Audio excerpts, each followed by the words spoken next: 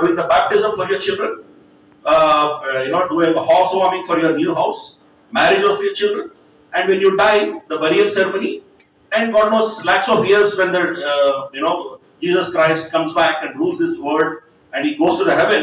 These people are waiting there. She has come on the open platform. Nothing is going to happen. I want to give some books to those people, neighbors, to talk of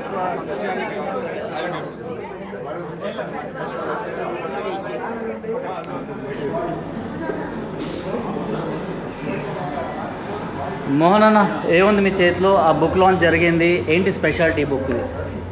ఈరోజు ఈ పుస్తకం ఏదైతే ఉందో, why I left Christianity and return to my roots అనేటువంటి పుస్తకం ఏదైతే ఉందో, Esther Dhanraj గారిది. ఈవిడ పుట్టుకతోటే ఒక క్రైస్తవరాలు. ఆమె క్రైస్తవరాలుగా పుట్టి ఒక వయసు వచ్చిన తర్వాత బ్యాప్టిజం తీసుకొని దాని తర్వాత కోర్ క్రిస్టియన్గా ఉండి ఎంతోమందిని మతం మార్చాలి అనేటటువంటి టార్గెట్తో ఆమె తన జీవితాన్ని మొదలుపెట్టింది. కాకపోతే ఎప్పుడైతే క్రైస్తవంలో ఆమెకు వచ్చినటువంటి సందేహాలను ఆమె ప్రశ్నిస్తూ దాన్ని బైబిల్లో నుంచి రిఫరెన్సెస్ తీసుకుంటూ క్లారిఫై చేసుకుంటూ వచ్చిందో, నివృత్తి చేసుకున్న తర్వాత కొన్ని విషయాలు ఆమెకు ఏమర్థమైనాయంటే, క్రైస్తవం అనేది మన భారతదేశానికి ఏమాత్రం సెట్ కాదు. ముఖ్యంగా క్రైస్తవంలో ఉన్నటువంటి అనేక అనైతికమైనటువంటి విషయాలపైన ఆమె ఈరోజు కొన్ని ప్రసంగంలో కూడా చెప్పడం జరిగింది. క్రైస్తవం అనేది కేవలం దాంట్లో అనేక మోసపూరితమైనటువంటి విషయాలు ఉన్నాయి తప్ప అందులో నిజం అనేది చాలా తక్కువ. ఆ మాటకు వస్తే జీసస్ క్రైస్ట్ గారు కూడా అసలు వారి ఉన్నారా, నిజంగా వారి అస్తిత్వం అనేది ఉందా లేదా అనేటటువంటి ఒక సందేహపూరితమైన విషయాలు కూడా ఈరోజు ఆమె స్పీచ్లో ఆమె చెప్పడం జరిగింది. కాబట్టి నన్ను కూడా ఈ యొక్క కార్యక్రమంలో ఒక గెస్ట్గా స్పీకర్గా పిలవడం జరిగింది. ఈ యొక్క గెస్ట్గానే వచ్చినటువంటి ఆమె ఆల్రెడీ మేము ఎస్సీ పరిరక్షణ సమితి తరఫు నుంచి మతం మారినటువంటి క్రైస్తవులకు ఎస్సీ హోదా ఇవ్వద్దు అనేటటువంటి ఎజెండాపై కొట్లాడుతున్నాము. అది కాకుండా క్రైస్తవంలో ఏ విధంగా క్రైస్తవుల్ని అంటే క్రైస్తవేతరులని క్రైస్తవంలోకి తీసుకొస్తారు, ఏ విధమైనటువంటి అబద్ధాలు చెప్తారు, అసలు క్రైస్తవంలో ఉన్నటువంటి లోపాలు ఏంటి అనేటటువంటి విషయాలపైన చాలా క్లియర్గా ఉంది. ముఖ్యంగా ఈ పుస్తకాన్ని అందరూ కూడా చదివి క్రైస్తవాన్ని కనుక మనం సరిగ్గా అర్థం చేసుకుంటే కనుక అసలు క్రైస్తవం జోలికే వెళ్ళరు అనేటటువంటి విషయాలు ఈ యొక్క పుస్తకంలో ఉన్నాయి. కాబట్టి ఈ యొక్క పుస్తకం లాంచ్లో ఈరోజు మేమందరం కూడా పాల్గొనడం జరిగింది. మీరు ఎస్సీఆర్పిఎస్ నుంచి అదే ఒక క్వశ్చన్, ఎస్సీల నుంచి ఎవరైతే క్రిస్టియన్స్గా మారిపోతారో, మత మార్పిడి చేసుకుంటారో, వాళ్ళు ఎస్సీలుగా గుర్తింపు పొందుతారా లేదా? ఇలా 100% పొందరు. అది రాజ్యాంగంలో ఈరోజు కాదు, 1950 నుంచి ఉంది.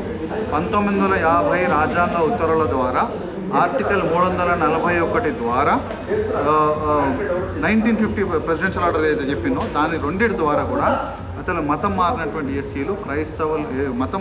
క్రైస్తవులు ఎస్సీలుగా పరిగణించబడరు. కేవలం హిందూ, బుద్ధిస్ట్, సిక్కులు మాత్రమే, దాంట్లో కూడా లిమిటేషన్ ఉంది, వాళ్లకు మాత్రమే ఎస్సీ హోదా అనేది వర్తిస్తుంది. మతం మారినటువంటి వాళ్ళు ఏమాత్రం మతం మారినటువంటి క్రైస్తవులు ఏమాత్రం హిందువులుగా, ఎస్సీలుగా పరిగణించబడరు.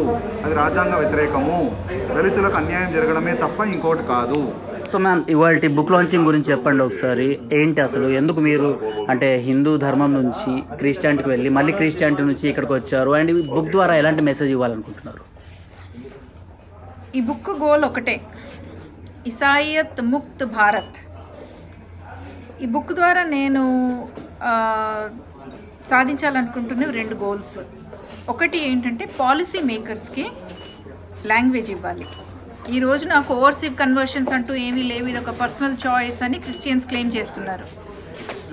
దాని పరంగానే ఆ బేసిస్తో కోర్టుకు వెళ్ళారు. It is our right to propagate అంటున్నారు. బట్ ప్రాపగేట్ యొక్క డెఫినేషన్ ఎవరు డిసైడ్ చేస్తారు? ప్రాపగేట్ అంటే హిందువులు ఇళ్ళకు వచ్చి మీ దేవుళ్ళు దెయ్యాలు అని చెప్పడం ప్రాపగేషన్ అవుతుందా? So I want to lend language to the policy makers. నేను Ashwini Upadhyay co petitioners in a supreme court petition to bring a nation wide law against conversions.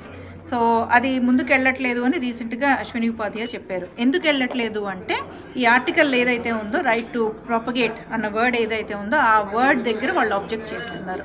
అలాగే 7 స్టేట్స్లో ఏవైతే లాస్ వచ్చాయో యాంటీ కన్వర్షన్ లాస్. దాన్ని Teesta Setalvad is objecting to those laws. So దానికి intervention కూడా వేయాలనుకుంటున్నాం.